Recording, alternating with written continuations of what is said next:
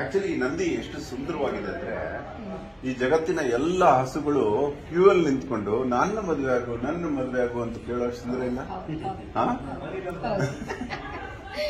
ಇದು ಹಳೇಬೀಡಿನ ಹೊಯ್ಸಳೇಶ್ವರ ದೇವರ ನಂದಿ, ಮಹಾನಂದಿ, ಅತಿ ಸುಂದರ ನಂದಿ. ಶಾಂತಲೇಶ್ವರದ್ದು ಅಲ್ಲಿದೆ. ನೀ ಫೇಸ್ಬುಕ್ ಅಲ್ಲಿ ಗುರುತಿಡಿದು ಮಾತಾಡಿದ್ದಕ್ಕೆ ಸಂತೋಷ ಆಯ್ತು ತಾಯಿ. ಸ್ವಲ್ಪ ಹತ್ರ ಬಮ್ಮಿ.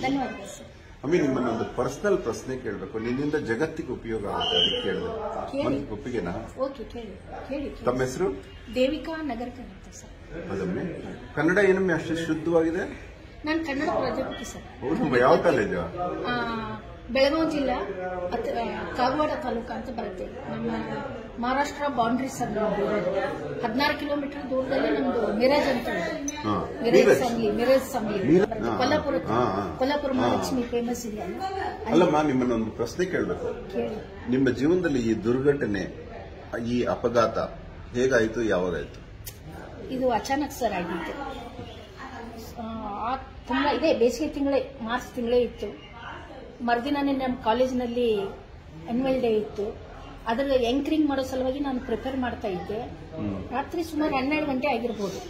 ಲೈಟ್ ಹೋಗೋದು ಬರೋದು, ಅದು ತುಂಬಾ ಒಂದು ಹಳ್ಳಿ ಗ್ರಾಮ ಸರ್. ಈಗ ಅದು ತಾಲೂಕಾ ಪ್ಲೇಸ್ ಆಗಿದೆ. ಅವಾಗ ಸಿಕ್ಕಾಪಟ್ಟೆ ಲೈಟ್ ಹೋಗ್ತಾ ಇತ್ತು. ಅವಾಗ ಒಂದು ಲ್ಯಾಂಪ್ ಹಚ್ಚಿ ನಾನು ಅದನ್ನ ಆಂಕರಿಂಗ್ದು ರೆಡಿ ಮಾಡ್ತಾ ಇದ್ದೆ, ಎಲ್ಲ ಪಾಯಿಂಟ್ಸ್ ಅನ್ನು. ಅವ್ನು ಮಾಡುವಾಗ ಅದನ್ನ ಇನ್ನೇನು ರಾತ್ರಿ ಆಯ್ತು. ಮಕ್ಕಳು 2 ಮಲ್ಕೊಂಡಿದ್ದು, ಇವರು ಮಲ್ಕೊಂಡಿದ್ದು. ರಾತ್ರಿ ಆಯ್ತು, ಇನ್ನೇನು ಅದು ಲ್ಯಾಂಪ್ ಆರಿಸಿಟ್ಟು ನಾನು ಮಲಗಬೇಕು ಅಂತ ಬೆಡ್ರೂಮ್ ನಲ್ಲಿ ಕಬರ್ಡ್ ಇರತ್ತಲ್ಲ ಸರ್, ಅದನ್ನು ಈ ತರ ಬಾಗಿಸಿ ಅಲ್ಲಿ ಆರಿಸಿಕೊಂಡೆ. ಸೈನ್ಸ್ ಸ್ಟೂಡೆಂಟ್ ಆಗಿಲ್ಲ ಅಂದ್ರೆ ಬಗ್ಗತ್ತಲ್ಲೋ ಅದು ಸ್ವಲ್ಪ ಅದು ಎಣ್ಣೆ ಇಲ್ಲಿ ಬಿದ್ದು ಬಗ್ಗಂತ ಉರಿಯ ತಂದಿತ್ತು. ಆಮೇಲೆ ನೈಟಿ ತೆಗಿಲಿ ಅಷ್ಟರಲ್ಲಿ ನಾನು ಚೀರಾಡ್ಲಿಕ್ಕೆ ಪ್ರಾರಂಭ ಮಾಡಿದೆ. ಮಕ್ಕಳು ಮತ್ತು ಇವರು ಹತ್ರ ಬರಕ್ ಪ್ರಾರಂಭ ಮಾಡಿದ್ರು. ನಾನು ಅವ್ರನ್ನ ಹತ್ರ ಬರೆಸಲಿಲ್ಲ. ಆಮೇಲೆ ಅಲ್ಲೇ ಅಟ್ಯಾಚ್ ಬಾತ್ರೂಮ್ ಇತ್ತು. ನೀರ ತಂದು ಹಾಕಿದ್ರೆ ಏನೋ ಆಗ್ತಿತ್ತು, ಅದು ಗೊತ್ತಾಗ್ಲಿಲ್ಲ ನನಗೆ. ಆಮೇಲೆ ನಾನೇ ಏನ್ ಮಾಡ್ಬಿಟ್ಟೆ, ಆ ನೈಟಿನ ಅವ್ರನ್ನೆಲ್ಲ ದೂರ ಸರಿಸ್ಬಿಟ್ಟು ನೈಟಿನ ಈಗ ತಕ್ಕೋತ ಹೋದೆ. ಆ ಝಳ ಬಡದದ್ದು ಈ ತರ ಆಯ್ತು. ನೈಟಿ ತೆಗಿಯುವಾಗ ಇವಾಗ ಇಂಪಾರ್ಟೆಂಟ್ ಟಾಪಿಕ್ ಬರೋಣ. ಆವಾಗಿಂದ ನಿಮ್ಮನ್ನ ಅಬ್ಸರ್ವ್ ಮಾಡಿದೆ, ಮಹಾತಾಯಿ ಪೂರಾ ಧ್ಯಾನದಿಂದ ದೇಗುಲ ನೋಡ್ತಾ ಇದ್ದೀನಿ. ಜೀವನದಲ್ಲಿ ಇಷ್ಟೊಂದು ಉತ್ಸಾಹ ಹೆಂಗೋ ಬಂತು ನಿಮಗೆ? ಆವಾಗ ಆದ ಘಟನೆಯಿಂದ ಬೇರೆಯವರಾದ್ರೆ ಡಿಪ್ರೆಷನ್ಗೆ ಹೋಗ್ಬಿಟ್ಟು ಆತ್ಮಹತ್ಯೆಗೆಲ್ಲ ಟ್ರೈ ಮಾಡ್ತಾರೆ. ಏನಕ್ಕೆ? ಹೆಣ್ಣಿಗೆ ಸೌಂದರ್ಯವೇ ಕಲಶ ಅಂತಾರೆ.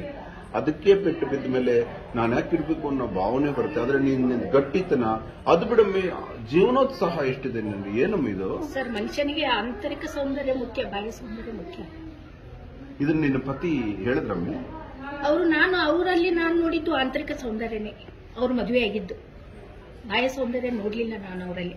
ಅವ್ರ ಆಸ್ತಿ ನೋಡ್ಲಿಲ್ಲ, ಅವರ ಪರ್ಸನಾಲಿಟಿ ನೋಡ್ಲಿಲ್ಲ, ಅವರಲ್ಲಿರುವಂತ ಒಂದು ರೆವಲ್ಯೂಷನರಿ ಐಡಿಯಾಸ್ ನೋಡಿದೆ ನಾನು. ಬಟ್ ಅವ್ರ ರಿಯಾಕ್ಷನ್ ಹೆಂಗಿತ್ತಮ್ಮಿ? ಅವಾಗ ತುಂಬಾ ಅವ್ರಿಗೂ ಬೇಜಾರಾಗಿತ್ತು. ಸೇವೆ ಮಾಡಿದ್ರಲ್ಲ? ಮಾಡಿದ್ರು 3 ತಿಂಗಳು. ಯಾವುದೇ ರೀತಿ ನೆಗ್ಲೆಕ್ಟ್ ಮಾಡಲಿಲ್ಲ? ಇಲ್ಲ. ಮಕ್ಕಳು ಅವಾಗ ಇನ್ನೂ ಚಿಕ್ಕ ಇತ್ತು ಸರ್. ಅವರು ತುಂಬಾ ನನ್ನ ಸಲುವಾಗಿ ಸಫರ್ ಆಗಿದ್ದಾರೆ. ನಾವು 3 ತಿಂಗಳ ಹಾಸ್ಪಿಟಲ್ ಅಲ್ಲೇ ನನ್ನ ಜೊತೆ ಇದ್ರು, ಲಾಜ್ನಲ್ಲಿದ್ದಾರೆ. ಬಟ್ ಜೀವನೋತ್ಸಾಹ ಕಳ್ಕೊಳ್ಳಿಲ್ಲ? ಇಲ್ಲ, ನಾನು ಕಳ್ಕೊಳ್ಳಿಲ್ಲ. ಯಾಕಂದ್ರೆ ಉಳಿದ ಮಹಿಳೆಯರಿಗೂ ನಾನು ಸ್ಫೂರ್ತಿ ಆಗ್ಬೇಕಲ್ಲ. ಎಷ್ಟೋ ಮಹಿಳೆಯರು ಸೌಂದರ್ಯಕ್ಕೆ ಹೆಚ್ಚು ಆದ್ಯತೆ ಕೊಡ್ತಾರೆ. ಸೌಂದರ್ಯ ಮುಖ್ಯ ಅಲ್ಲ, ಗಂಡಿರ್ಲಿ ಹೆಣ್ಣಿರ್ಲಿ, ಸೌಂದರ್ಯ ಮುಖ್ಯ ಅಲ್ಲ, ಮನಸ್ಸು ಮುಖ್ಯ. ತುಂಬಾ ಸಂತೋಷ ಆಯ್ತು. ಈ ಮೆಸೇಜ್ ಇದೆಯಲ್ಲ, ಅನೇಕ ಹೆಣ್ಮಕ್ಳಿಗೆ, ಗಂಡು ಮಕ್ಕಳಿಗೆ ಸ್ಫೂರ್ತಿ ಆಗುತ್ತೆ ತಾಯಿ. ತುಂಬಾ ಸಂತೋಷ ಆಯ್ತು. ಒಳ್ಳೆದಾಗಿ ಸರ್, ನೀವು ಭೇಟಿಯಾಗಿದ್ದು ನನಗೆ ತುಂಬಾ ಸಂತೋಷ ಆಯ್ತು. ಕನಸು ಮನಸ್ಸಿನಲ್ಲಿ ನಾನು ಭಾವಿಸಿರ್ಲಿಲ್ಲ ನೀವು ಭೇಟಿ ಆಗ್ತೀರಿ ಅಂತ. ನಿನ್ನ ಕಾಲು ಉಗುರಲ್ಲಿರುವಂತ ಒಂದು ಡಸ್ಟ್ ಪಾರ್ಟಿಕಲ್ ಅಷ್ಟು ಯೋಗ್ಯತೆ ಇಲ್ಲ ನನಗೆ. ಒಂದು ಚಿಕ್ಕ ಗಾಯ ಆದ್ರೆ ಒದ್ದಾಡ್ತೀನಿ. ಹಾಗನ್ಬೇಡಿ ಸರ್, ಹಾಗನ್ಬೇಡಿ. ನನಗೆ ಮತ್ತೆ ಅಲ್ಲಿ ಡಾಕ್ಟರ್ ನನಗೆ ಬಹಳ ಸ್ಫೂರ್ತಿ ತಂದಿದ್ರು ಸರ್. ಡಾಕ್ಟರ್ ಅವರ ಹೆಸರು ಚೆಡ್ಡ ಅಂತ, ಮಿರಜ್ನಲ್ಲಿರೋ ಡಾಕ್ಟರ್. ಅವರು ನನಗೆ ತುಂಬಾನೇ ನನಗೆ ಇನ್ಸ್ಪಿರೇಷನ್. ಒಳ್ಳೆದಾಗ್ಲಿ.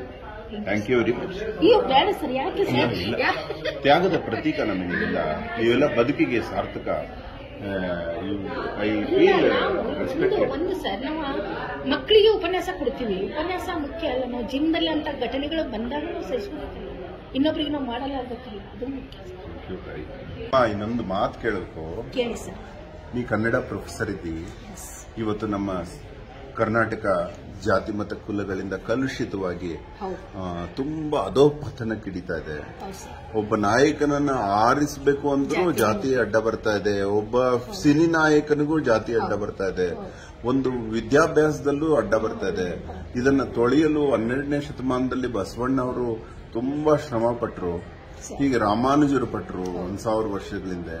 ಇವಾಗ ನಿಮ್ ಪ್ರಕಾರ ನೀ ಜಾತಿ ಮತ್ತು ಕುಲಗಳನ್ನ ನಂಬುತ್ತೀಯಮ್ಮಿ? ಇಲ್ಲ ಸರ್, ನಾನು ಜಾತಿ ನಂಬುದಿಲ್ಲ. ಯಾಕಂದ್ರೆ ಅದಕ್ಕೆ ನಾನು ಒಂದು ಉದಾಹರಣೆ, ನಾನೇ ಅಂತರ್ಜಾತಿ ಲೋವನ್ನು ನಾನು ಇವಾಗ ನಿಮ್ ಮಾಡ್ಕೊಂಡಿದ್ದೀನಿ. ಮಕ್ಕಳು ಮಾಡ್ಕೊಂಡ್ರೆ ನನ್ನ ಮಕ್ಕಳಿಗೆ ಸ್ವತಃ ನಾನೇ ಹೇಳ್ಬಿಟ್ಟಿದ್ದೀನಿ, ಅವನಿಗೆ ಫುಲ್ ಫ್ರೀಡಮ್ ಕೊಟ್ಟಿದ್ದೀನಿ. ಆಯ್ಕೆ ವಿಷಯದಲ್ಲಿ ಅವನ ಆಯ್ಕೆ ವಿಷಯದಲ್ಲಿ ನಾನು ಫುಲ್ ಅವನಿಗೆ ಸ್ವಾತಂತ್ರ್ಯ ಕೊಟ್ಟಿದ್ದೇವೆ. ನಾವು ಇಬ್ರು, ನೀವು ಯಾವುದೇ ಕಾಸ್ಟ್ ಇರ್ಬೋದು, ಆದ್ರೂ ಹುಡುಗಿ ಒಳ್ಳೆ ಓಕೆ, ಕರ್ನಾಟಕದ ಯುವಕರಿಗೆ ನೀನೊಂದು ಮೆಸೇಜ್ ಕೊಡಮ್ಮಿ. ಕರ್ನಾಟಕದ ಯುವಕರು ಜಾತಿ ಮುಖ್ಯ ಅಲ್ಲ, ಹಣ ಮುಖ್ಯ ಅಲ್ಲ, ಮನುಷ್ಯನಿಗೆ ವ್ಯಕ್ತಿ ಮುಖ್ಯ, ಗುಣ ಮುಖ್ಯ. Thank you Bangaru, thank you very much. Okay sir.